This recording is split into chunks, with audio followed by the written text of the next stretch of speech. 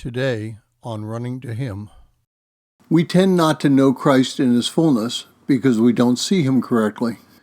If you're joining us in going through the Gospel of John, today's reading is John chapter 7, verse 40 through 8, verse 30, and we will concentrate on 8:19. John 8:19 says, "So they were saying to him, 'Where is your Father?' Jesus answered, 'You know neither me nor my Father. If you knew me, you would know my Father also.'" Today I'd like to talk a little bit about being blind. It's interesting if you think about it, how many things that you can do because you have sight.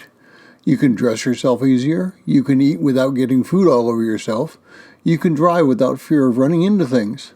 The list could fill a multitude of pages, and yet, when it comes to a relationship with God, we tend to walk away as if we were blind. 6 years ago, I lost sight in one of my eyes due to cancer.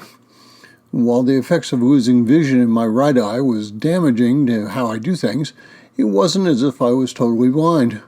I just miss out on everything which occurs on my right side. When we live our lives only partially walking with God, we walk around missing out on many things.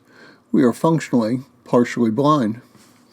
Now, the reason I'm talking about blindness is because of the word which is translated to know or knew in today's passage. There are two basic words in Greek for knowledge. The first paints the picture of knowledge in general. Now, we would call that realization. I can learn something through my various senses or reading skill and put that information into my brain. The second word translated know comes from the word meaning to see.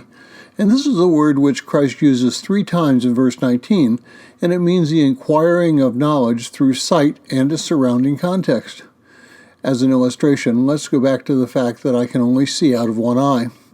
This fact means that I see things in 2 dimensions rather than 3. I can tell there is depth to objects, it's just difficult to know how much depth. Now, when I drive, and it's legal to drive in Texas with only one eye, I have to be careful as how close I come to cars and sidewalks and parking places. I know that there is a space between the other car and me, and I can guess about how much, but chances are I'm about 3 feet off in my guess. Now, if I'm 3 feet off to the good, that's great, but if I'm 3 feet too close, I could be in real trouble. If I see or know Christ with a broad vision, then my walk with Him is active and positive.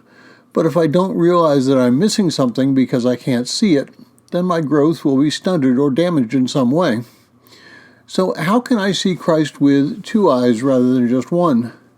I have to be willing to be observant of the things around me rather than sharply focused on just one area.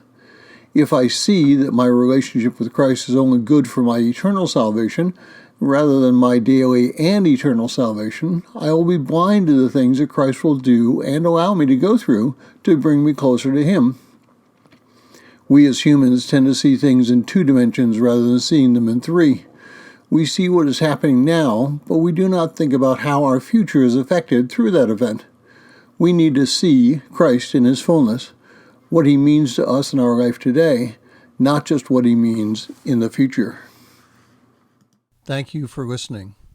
We pray that today's devotion was meaningful to you. We would love to hear from you.